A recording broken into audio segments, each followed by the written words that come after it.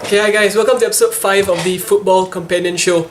So the transfer window ended a week ago now, I think exactly a week ago now. So I just thought I'd round up what happened, what didn't happen, what should have happened for a few of the clubs. So starting off as usual, I'll kick off with Liverpool.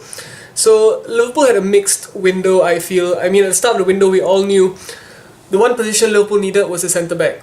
Target throughout the summer was Virgil van Dijk.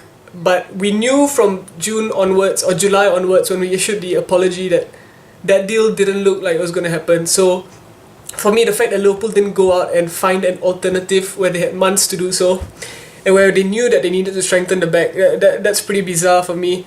That kind of leaves a bad mark on the window because other than that, I think they've done pretty well.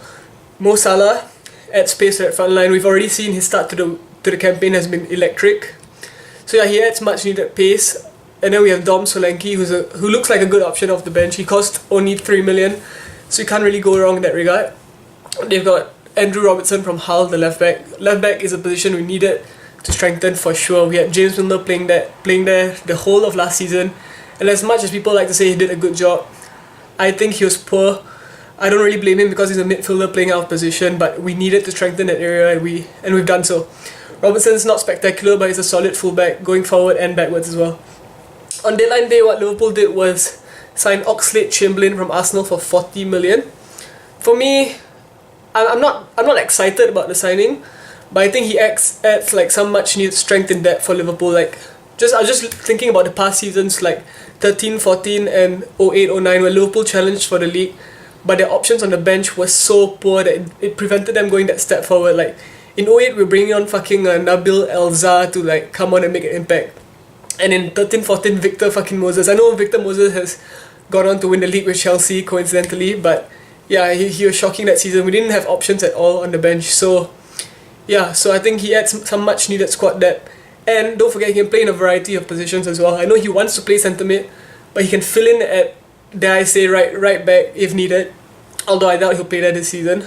He can play in centre mid, he can play in centre attacking mid, and he can fill in on the wings if need be. So I think he's a great addition. We're going to have a lot of games this season, so I think that's a good signing. Liverpool also signed Naby Keita for next season. They paid his release clause and a premium on top of it to get him this season.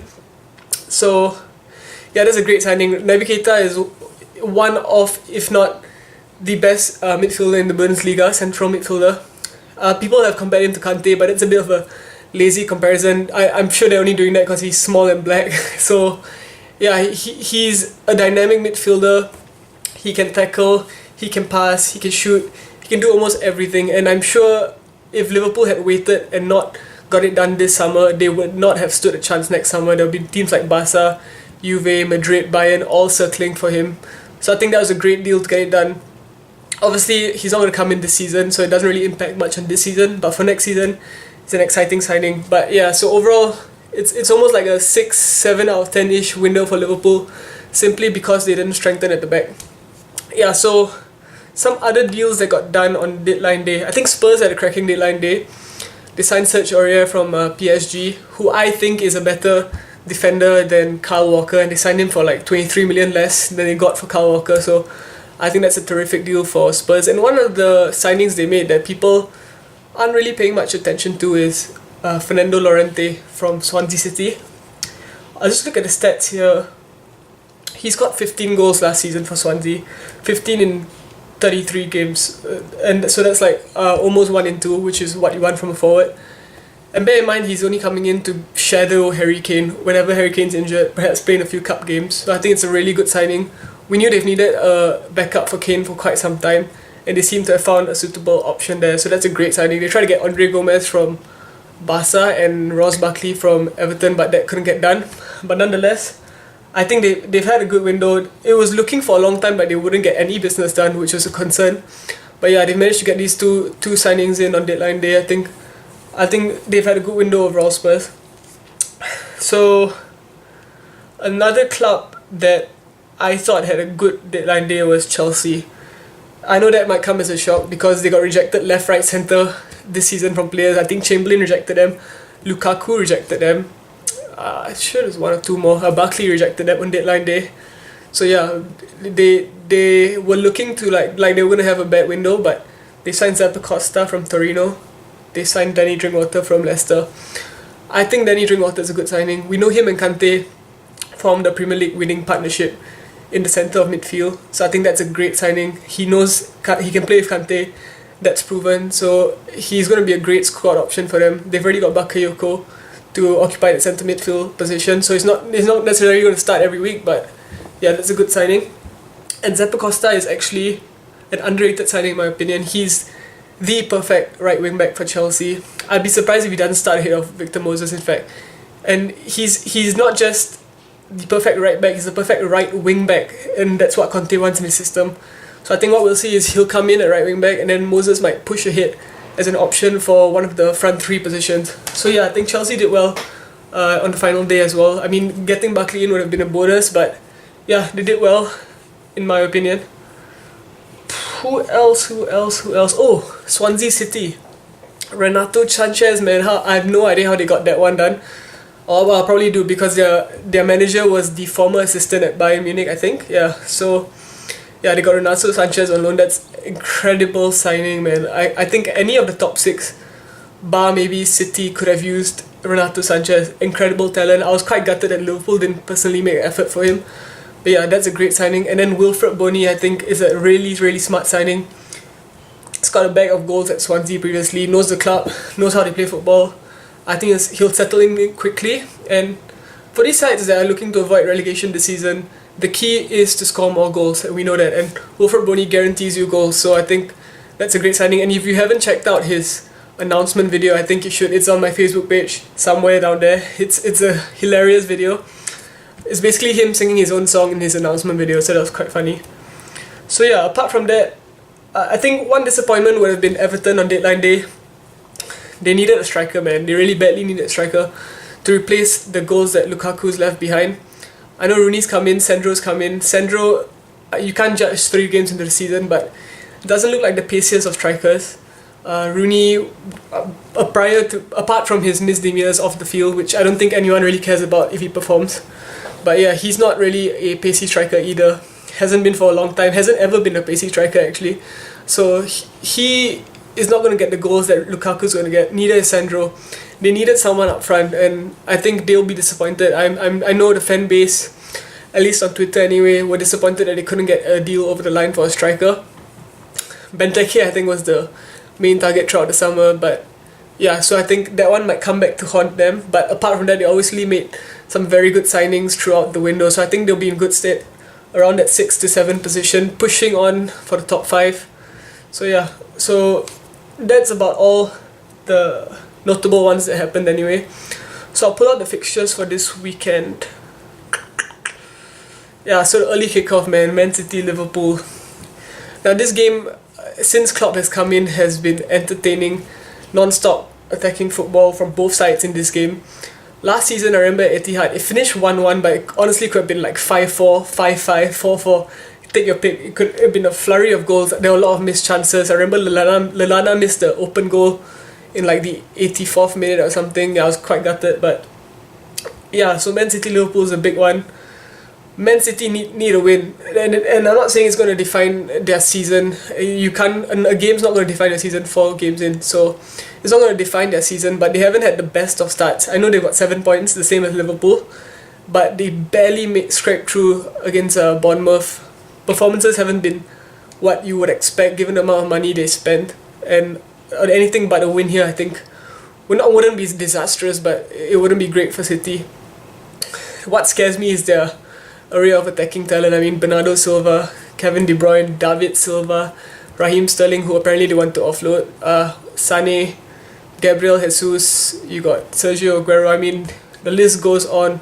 Actually, it doesn't, because I named the entire attacking front, but you get my point. They have 7 incredible attackers, and behind them they have Gundogan coming in, and yeah, I don't know if Yaya Toure will play alongside him. I think it will be Fernandinho, simply because he gives them a bit more solidarity. But yeah, this is good. It's going to be goals in this one for me, personally. Both defenses aren't great at the moment. City, I know they wanted a centre back all summer. Excuse me, didn't get one. So their back four can be got at, but so can Liverpool's, man. I mean, not getting Van Dijk in means Lovren and Matip are going to be the starting pair here, and they're bound to concede goals. So it's going to be a tough one. I think what you'll see this game is Liverpool set up to absorb pressure. They might drop deep a bit, so allow City to come onto them, which is a dangerous game, but we know Liverpool can break at pace. So I think that's what Liverpool will do. Sit back in, invite the pressure on, and then break at Man City with Mane, Firmino, Salah. I don't think Oxlade-Chamberlain will start this game. The interesting one is whether Coutinho makes the squad actually. So he's played for Brazil, we know, in the international games. He's come back to Liverpool. There's been no suggestion that he's going to reintegrate immediately, so that's a concern. For me personally, I would just get him back in straight away. He's our best player, he's our most creative player. Him behind the front four is priceless. I mean, just imagine him assisting that front three. They'll be making runs all over the place. He can pick them out. He's the only one in the team that has the ability to pick them out. So yeah, I think I would get him in straight away. I just don't think Klopp sees it that way. So I wouldn't be surprised if I don't see Coutinho. Chamberlain, I think, starts on the bench. So I think we'll see the same thing, the same team that played against Arsenal, barring maybe Andrew Robertson at left back for some solidarity. Yeah, so for me, prediction wise, I'm gonna go a high scoring draw. 2-2, could even be 3-3. But I think if a team is gonna win it, unfortunately I would have to pick City, simply because they're playing at home. They're attacking talent for days. I mean, Gabriel Jesus, I think, is gonna be one of the best strikers in the Premier League if he isn't already. Phenomenal talent. He reminds me a bit of Firmino, but with a bit more flair. Yeah, so I'm gonna go 2-2 in that game. So next up, we have quite a few 10 p.m. fixtures. Arsenal, Bournemouth. Arsenal need a win. I mean, I know I said that a not win for City would not be disastrous if City didn't win. If Arsenal don't win this game, it will be disastrous. I mean, the atmosphere there is toxic as it is. I think their chief exec or their, I don't know his position exactly, Ivan Gazidis, I think he's the CEO, I'm not too sure. He came out with a statement in the week actually applauding Arsenal's transfer business this summer, which is ridiculous. If you haven't seen my previous video, I had an Arsenal fan on just lamenting the fact that they missed out on so many signings, not getting a centre-back, wanting to let Mustafi go and then keeping him, wanting to let Chambers go and then keeping him, saying Oxlade-Chamberlain would stay and then selling him. But that's ridiculous. I think Arsenal really need to win, and because of that, they'll probably get one. I fancy them to finally get going this season. 3-0 to Arsenal for me. Next game, and I think apart from City Liverpool, this could be the game of the weekend, is Leicester Chelsea. Leicester, I didn't mention them in my wrap up, but they signed Ignacio, who I think is a tremendous signing. Phenomenal signing, got pace, got power, can finish, has a tremendous goal scoring rate. Chelsea, we know, have bounced back from the defeat at Bournemouth. They strolled to a victory against Everton. That was one of the most relaxed games I've ever seen from the opposition. I mean, Everton was just letting them play and play. Yeah, away from home, this is going to be at the King Power Stadium. I think what Leicester will do this season, similarly to what I said Liverpool will do against City, I think what Leicester will do in the course of the season is set up to counter-attack. That's what served them so well in the season they won the league. They have Mahrez, they have Vardy, now they have Ignacio, Albrighton. These are all counter-attacking players. So what I think we'll see is Leicester again not going too gung-ho from the start, letting Chelsea settle in, letting them play, and then similarly to Liverpool, hit them on the break. I do think, however, that Chelsea probably have too much quality for them. So for this game, I'm going 2-1 to Chelsea, but I wouldn't be surprised if Leicester pull off a shock victory. Well, I wouldn't consider it a shock victory, but I'm sure many would. Okay, so next game is Southampton, Watford. Southampton managed to keep hold of Virgil van Dijk. Will he feature in the squad? He's definitely not going to start because he hasn't played a game competitively for quite some time. They haven't had the greatest of starts to the season. Watford under Marco Silva, I think, is going to be extremely tough proposition for most teams. Southampton, I think they'll finish around the 10th, 11th mark this season. Nothing to get too excited about. I think this will end as a draw, 1-1. Next up, and the second biggest game of the weekend, Everton and Spurs. It takes place at Goodison Park. Yeah, interesting one. Spurs did horribly against Burnley. I mean, it was 1-1. Burnley had a raft of chances towards the end, which is weird for Spurs because they're usually so solid defensively. So yeah, I think it benefits Spurs that they're playing away from home. Actually, they're just not, for whatever reason, is not cutting it out at Wembley. So yeah, Everton didn't do well against Chelsea, like I said. But the general mood around Goodison is a good one, so I fancy a draw here as well. Actually, I think it could be 1-1. Next up is Brighton versus West Brom. Not the most entertaining of games. I think West Brom has done well in the window as well. They signed Krichowek towards the end of the window, which will make them even harder to break down, as if they needed that. So yeah, I see this being a scoreless game, actually, 0-0. So your late kickoff on Saturday is Stoke versus Man City. Stoke are playing at home. Great win over Arsenal. United have started really well, but they haven't been tested whatsoever. I mean, hardly anyone's put any pressure on them. I think Stoke will be a bit of a different proposition. I think Stoke will get at them. I think they'll cause them a bit of trouble. Not saying United will be overwhelmed, but I think Stoke could shock a few here. I mean, United are so solid, with Matic in defensive mid position. They've already got a great back four. They're going to be hard to beat, but I think Stoke could pull off a draw here. I know a lot of draws in my prediction. I think Stoke could get a draw here, so I'm going for 1-1. So next will be Burnley Crystal Palace.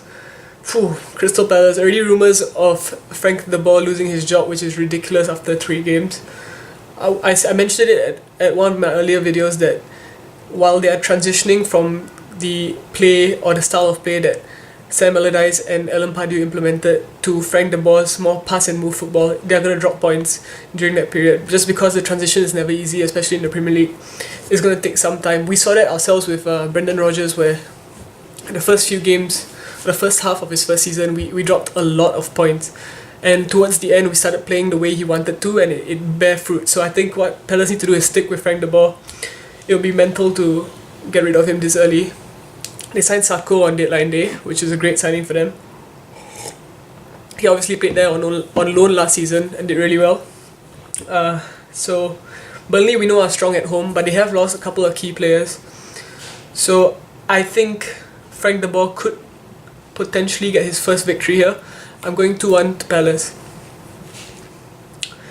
Then we have Swansea Newcastle. Newcastle, another team that did horribly on deadline day and just throughout the window in general.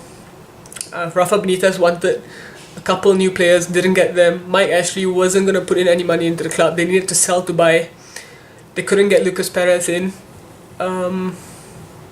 Yeah, and I think the mood around Swansea is great after signing Boni and Renato Sanchez. So I think that alone will probably be enough for Swansea. And Newcastle, I mean, they won 3-0 against West Ham at home. There was a lot of excitement. They thought they were going to get a couple of players in. Didn't happen. Rumours that Rafa Benitez is actively looking for a new job, which would be disastrous for them. So I think Swansea going to win this 2-1. And then your final game of the weekend, at an odd timing of 3 a.m. on a Tuesday, is West Ham Huddersfield. So West Ham, another team having a poor start to the season. Slaven Bilic under immense pressure, which is weird considering I thought they did pretty well in the window. Chicharito is a great signing, phenomenal signing. Joe Hart I don't rate at all. I think the only reason people rate him is because he was perceived to be England's number 1. He was good at Birmingham, was decent at Man City, but just went downhill from there. Zabaleta is struggling, man. I thought it was a good signing, but he looks to be struggling with the pace of the game. And West Ham need a win, and they need a win fast.